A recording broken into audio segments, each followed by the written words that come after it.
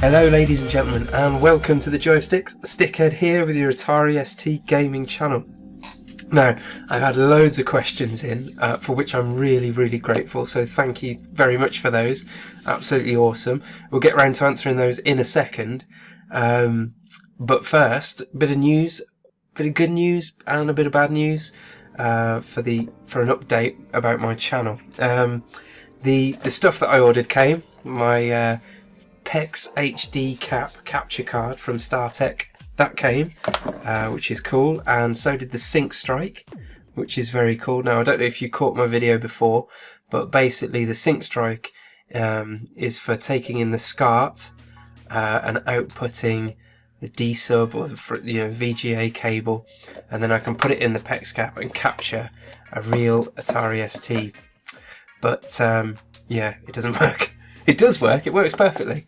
I've used the StarTech capture card to capture Xbox 360, no problem. That just, the HDMI goes straight in the back, records it no problem. Wii, I can capture my original Xbox through component cable. And then I've used this bad boy to hook up my Super Nintendo, SCART in, RGB, VGA cable out into that, captures it beautifully. I was actually playing Jimmy Connor's tennis last night on it, and it captures it really nicely. Not quite as crisp and sharp as I would like, but you know, it's good, and it's the original hardware and I can capture it, I'm happy. And there's loads of other systems I'll be able to capture, hopefully. Mega Drive, what else have I got upstairs that I might be able to capture? GameCube, Saturn. I might even be able to capture some composite stuff as well. There's somebody on the internet said that you can do that with a breakout cable, so I'm going to try that. So that opens up the NES, the Master System, all sorts basically. So I mean, as a setup, that's brilliant. I can capture loads of different systems, but not Atari ST because the bloody awkward video signal that the Atari ST gives out, for some reason it doesn't work with this. It's basically some technical know-how, some kind of doohickery that's going on with the signal and the sync that I don't know about, so I'm going to have to do some proper reading up and find out. Yeah, maybe I should have done that before I spent money, but yeah, there you go. So this is a sync stripper, and what I need is a sync splitter. You know, I didn't know there was any difference, but thank you very much to Stefan for his advice on that. Basically, I need to find an X-Sync just like the one he's got, but it's sold out and I can't find it for sale anywhere. So I'm going to keep my eyes open, hopefully get hold of an X-Sync, and then I can capture ST as well. But the good news is that I can capture loads of things using that setup, which is brilliant. So you might start seeing other things on my channel from now on, just because basically I've spent loads of money and I want to use those things. So hopefully you'll stick with me and humour me as I put some other gameplays. I'll probably start with the Mega Drive, to be honest. I've got quite a few Mega Drive games, and I'd like to do some gameplays of those. So please bear with me. The ST footage hasn't disappeared completely. It will be back. I'm just gonna, get my money's worth from that equipment that I've bought, and get some of the machines on the go. Anyway, yeah, your questions. Again, thank you ever so much for sending them in. I got loads, which is brilliant. I'm in danger of missing some, so if I do miss your question, please let me know in the comments and I'll search back and find it and then answer it in a future video. Alright, should we get started? Here we go. This one is from Retro Game View. He's got an awesome channel. You need to check that out. Fantastic opening music. It's the opening music that I fell in love with. But no, also his voice is brilliant. It's kind of drawl. Anyway, go and watch some of his videos because I'm sure you'll like them. But he asks, what made the Atari ST so popular in England? It's a great question. Not sure I've got the definitive answer to that. All I can do is tell you why some of my mates bought an Atari ST and not something else. There's quite a few reasons, I suppose. Firstly, the Atari ST came out before the Amiga. So there wasn't like that choice, Amiga or Atari ST early on. I think the major reason was it was affordable. It was so much cheaper than other 16-bit or mouse-driven workstations, computers, or on the same kind of level. It was much cheaper than the Mac, much cheaper than IBM PCs. So, you know, as a gamer, you're not going to spend thousands of pounds on a computer to play games, but you might spend a few hundred.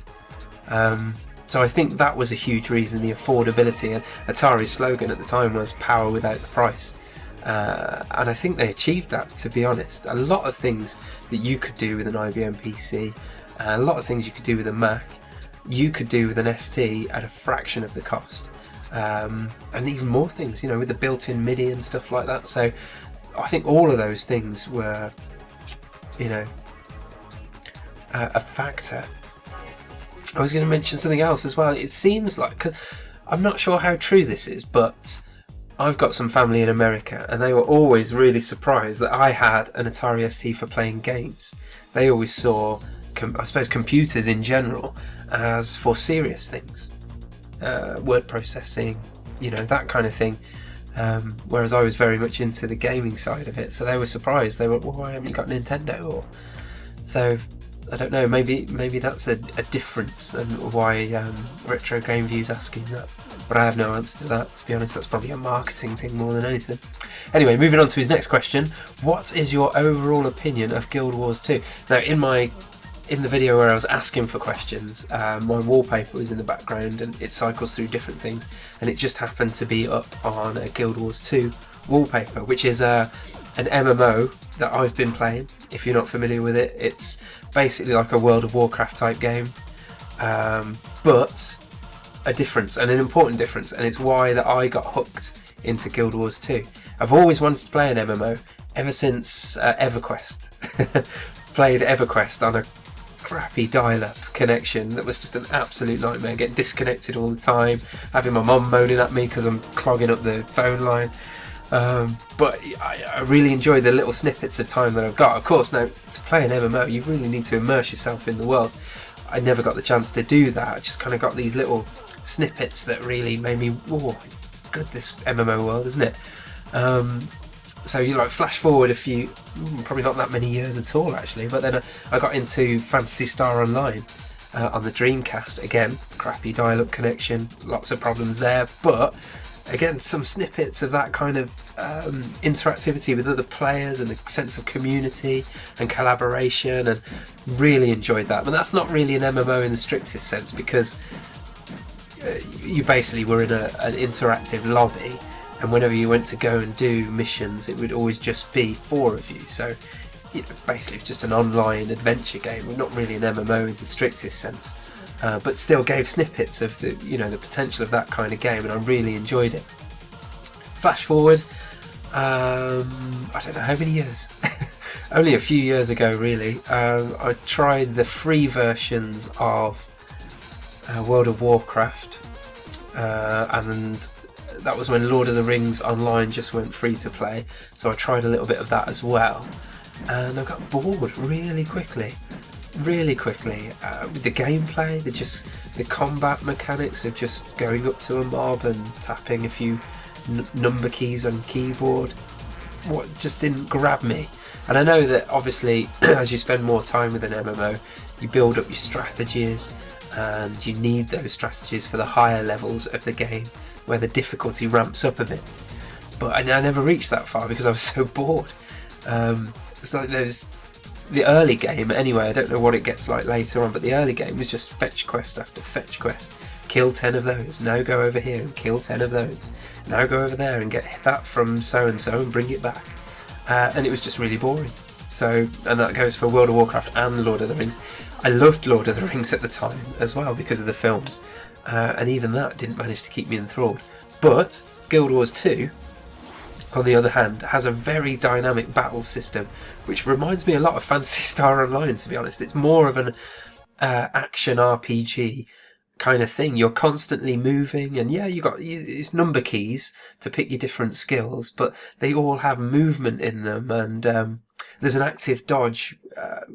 I've got it set to the middle mouse button, but I think if you double tap on the default setting, you do a dodge, and the dodge makes you immune to any damage for just that split second, so you have to time it just right. And the fights do feel very skillful. Even with the standard mobs in the world, you still feel like if you employ your dodge right and you use the right skills at the right times, you can kill a mob without taking any damage and stuff like that. And it just keeps it more interesting in those interim periods in between the big events that are really genuinely exciting. And I'm sure that's true for all MMOs. I just never got to the point where I could take part in them. But obviously in Guild Wars 2 I have, and that's obviously where the really exciting bit is where you're collaborating with lots and lots of people. And sometimes in Guild Wars 2 it's like 80 people to do this massive event, and you're all chatting and all collaborating and giving each other instructions and advice and tips, and I just really like it. Guild Wars 2 gets the thumbs up from me, absolutely. Alright, so thanks for that, Retro Game View. Next up we've got Kingston LJ. And he asks, what's your favourite game genre? Now, I'm not normally a kind of person to limit myself to a genre, and that's true of everything I do really. When I read, when I watch telly, when I listen to music, I do like to think that I've got quite a broad range really of things that I can get into and enjoy. Having said that, there's always genres that are sticking points, and in music it's country and western. I find that very difficult to get into. In games it's Japanese RPGs really. I like RPGs, I've spent a lot of time playing RPGs, but for some reason the Japanese ones with the turn-based battle systems and the selection menus and the random battles, bizarre haircuts and off-the-wall plots that are just impossible to follow and obviously really badly translated. I'm tarring these with a very, very broad brush right now. I appreciate there's probably loads of JRPGs that you could recommend to me that I might even enjoy. But yeah, I've really struggled, and I have tried honestly. I've tried lots of Final Fantasy games, never completed any of those. I've tried its mother, I want to say, but it's called Earthbound, isn't it, in the States? I tried that, and it was quirky and enjoyable, but didn't have enough to keep me going right till the end. Oh, what else have I tried? Everyone always says Chrono Trigger. Go play Chrono Trigger then. That's the best one. You'll love that one. Again, I got bored and found other things to do, and I think that's the thing. My time's limited. Maybe if I had all the time in the world, like back when I was a student, I'd actually find time to complete these things anyway. The closest I've got to completing a JRPG actually is Pokemon Blue. I don't know if that counts as a JRPG. It feels very much like one, but that gotta catch 'em all mechanic and the raising your Pokemon, that kind of thing, and building different teams, and the rock paper scissors type thing with the different effects being effective or less effective against other Pokemon. That had enough to keep me enthralled, and I did play that all the way through to the end. Never actually catched them all, but yeah, that's a side point. Alright, question 2. Which year did you get bored of the ST and move on to something else? Yeah, still waiting for that year. Don't know if you can tell. Who says, with a YouTube channel devoted to the ST.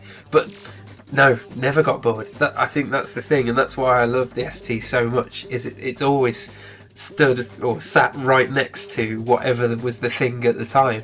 You know, from the moment I had my ST, I was in love with it and used it all the time and played with it loads.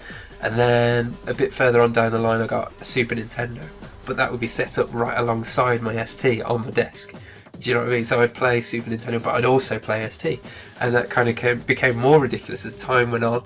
And I went through like the PlayStation, the Nintendo 64, the Dreamcast, the original Xbox, the Xbox 360, right up to the present day. My ST has always been alongside those things, and I've always used it and always played on it. So I'm still to get bored of it, to be honest. Alright, number 3. Have you consistently been into gaming? Yes, I have. There was a little period where I first met my wife. Not really when I met her, actually. A bit later on when things were getting very serious and then we moved in together. There was actually a little time then where all my stuff was back in my old place. Actually, I moved it into my mum's loft. Well, whatever.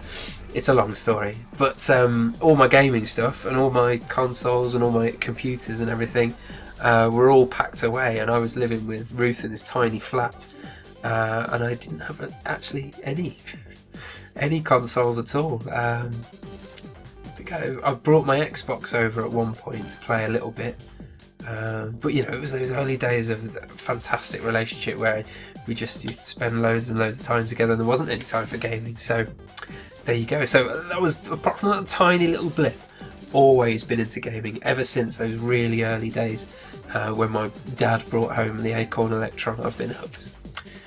Question number 4. What are your top 5 computers, consoles of all time?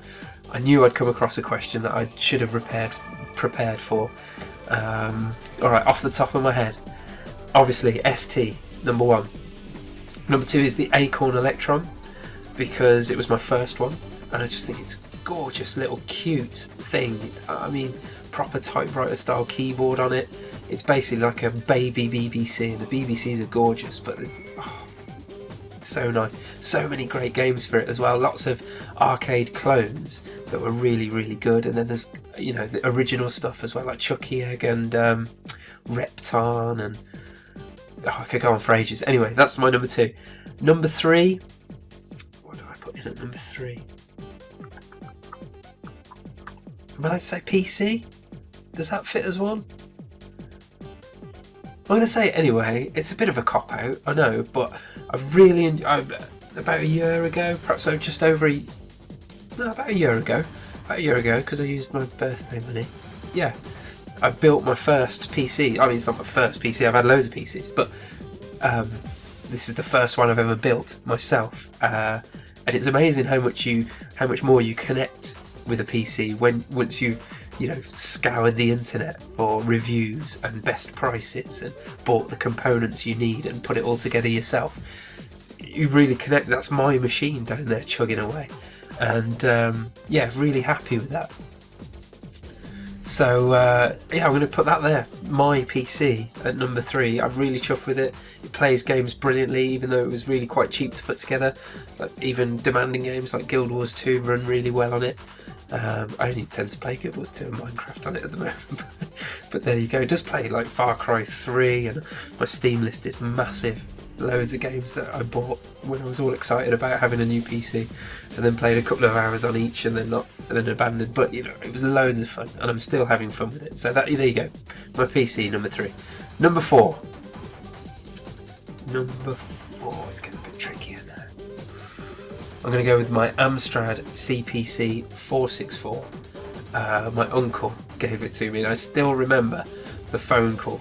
Now, he was upgrading to an ST, so he didn't need his Amstrad anymore. Could have sold it, whatever. Could have done whatever with it. But he phoned me up and asked me if I wanted it.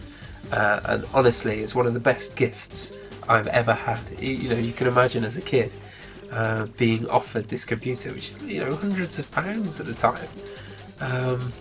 I bowled over. I just remember being in floods of tears and bawling, "Yes, please," down the phone, and it's incredible. And of course, because it was his, it came over to my house with loads of games already, and I never had to worry. I did buy games, obviously, but never really had to worry because there were loads of games, originals and copied games. Amstrad CPC, loads of brilliant memories for that. Fantastic. Oh no, number 5. Xbox 360. My wife bought me that for our first anniversary. It's a seriously cool present. Dreamcast. No. I love the Dreamcast. It's such a it's a gorgeous machine. It was so well engineered, and such a shame that it didn't take off. But I'm going to have to go. Second thoughts. No. Nintendo 64, because one of the major reasons is it was the first machine that I actually bought with money that I'd earned in a job. My first machine that I bought with my own wages. So that has that kind of connection, and also the games. Oh my word! I remember because I was working in the summer, obviously in between. I don't know what the year was. I don't know if it was in between high school and 6th form. or maybe after that, sixth form in university. I don't know, but I was working in the summer, so obviously earning all this money. Went into Birmingham, and 100 quid or something in my pocket, burning a hole in my pocket, desperate to spend it, because I've always been like that, in one hand out the other.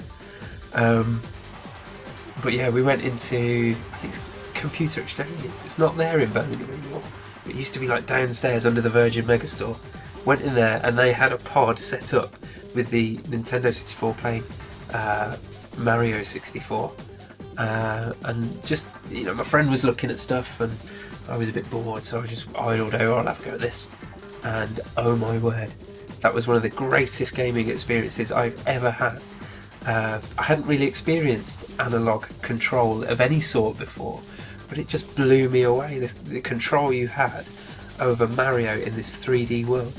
I'd always played slightly clunky 3D games before with a digital control, whether it was a joystick and to have this kind of analog 360 degree control of a character in a 3D world blew me away. And the game itself was just gorgeous, looked gorgeous, and it was just a brilliant game. And from that point I knew I need to get one of these. So didn't spend any money in Birmingham that day and saved up and got my Nintendo. I got that and I got Lilac Wars. Fantastic. Never looked back. So there you go, number 5, Nintendo 64. Alright, let's move on. Thanks for those questions, by the way. Some crackers there. Let's move on to Longrod von Hugenden. Best name on YouTube. As you know, the Amiga is king and top of the pile. Do you go to bed at night wishing you were an Amiga man, quivering and snivelling until you finally manage to drift off? He managed to just claw it back at the end with, "Oh, your videos are great, by the way." So I don't completely rage at him. But yeah, very funny. Very funny, actually. I'm surprised you managed to actually, string that together in a sentence, being an Amiga lad and everything, you know what I mean? No, I kid. To be honest, I have to be perfectly frank. The Amiga is a better gaming machine than the Atari ST. If you're going to look at it completely objectively, I can't see how you can draw any other conclusion than that. The extra hardware for sprites and scrolling just makes games work better on the machine. And we were reaching the point as we approached the early 90s, approaching the mid 90s, where consoles were king. And of course, consoles were all about big sprites and scrolling and bombast. And the ST just didn't have what it took to house conversions of those games, whereas the Amiga fared much better in that regard. And of course, provided some very good original games of its own. So behind the snark, thank you, Rod, there's a nugget of truth there, to be honest. I always used to look at my Amiga owning mates and see things like Super Frog and how smooth they moved and stuff, and no, I wouldn't call it jealousy because I still got to play on them. My mates had them and it still really enjoyed them. But yeah, the Amiga I think is a better gaming machine than the ST. But, and this is a massive but, the ST, I still hold the ST is a better machine than the Amiga, with a better ecosystem. It had, let's just say, if you were a gamer, you were just wanted to game and nothing else, there's no reason to choose the ST over the Amiga, other than Super Sprint annoyeds, maybe. That we are saying the Amiga is a better game machine than the ST, but the ST for me had so much more going for it. All of my mates that had an Amiga just played games, good games, yes, but just played games and did nothing else, absolutely nothing. And I mean that 100% nothing else. Trying to think about how many. I had about 8 Amiga owning mates, and they did just play games and nothing else. Whereas all of my ST owning mates, and there were only 4 or 5 of those, they all did other things. They played games, but they did also watch demos. There's a couple of them were dabbling with MIDI and doing music. One of them was doing chiptune music. I was doing things like graphics, drawing Degas Elite stuff, and they were getting together and cracking games. I know that's not brilliant, but you know, it's still delving into the heart of the computer and figuring out how it works and using it in different ways. That's what my ST mates did, whereas my Amiga friends just kind of skirted the surface of what their machine was capable of. So it's ST for me all the way. And I know this is a gaming channel and I just share gaming stuff, but the ST is a big reason why I'm good with computers these days. It's a very, very big reason, because mostly because I've delved in there. I've had a machine where I could just delve in and find out how stuff works, and file systems, and you know, how assembly language works, and how higher programming languages sit on top of that, and the compiler, all of that stuff I learned on the ST, and it stood me in good stead. I don't work necessarily with computers in a strict sense today, but you know, I work in a school and there's lots of computers there, lots of ICT equipment, and you know, if anyone has any problems, they tend to come to me and ask me to help them out, because I know this stuff, and it's all thanks to, and a bit in part thanks to the Acorn Electron too, because that's where it started with my basic programming and stuff like that. But yeah, that's why I like the ST more than the Amiga. Not necessarily because of the machine, more because of how it was perceived and what was happening in the community around me. There you go. So there, long rod. Alright, let's have a look. Jesper, what have you got for us? How about your personal chronology of computers and consoles? Well, we've had a bit of that already. The very first one that I have only the tiniest, vaguest memory of, Dad brought home a Binatone, like a Pong machine, but it was a clone made by Binatone, and it had a switch on it, and you could play different kinds of sports, tennis and hockey and different things, which were basically just Pong variations. So we had that, but I've only got the vaguest memories of that. And then he brought home an Acorn Electron, which I loved, absolutely adored.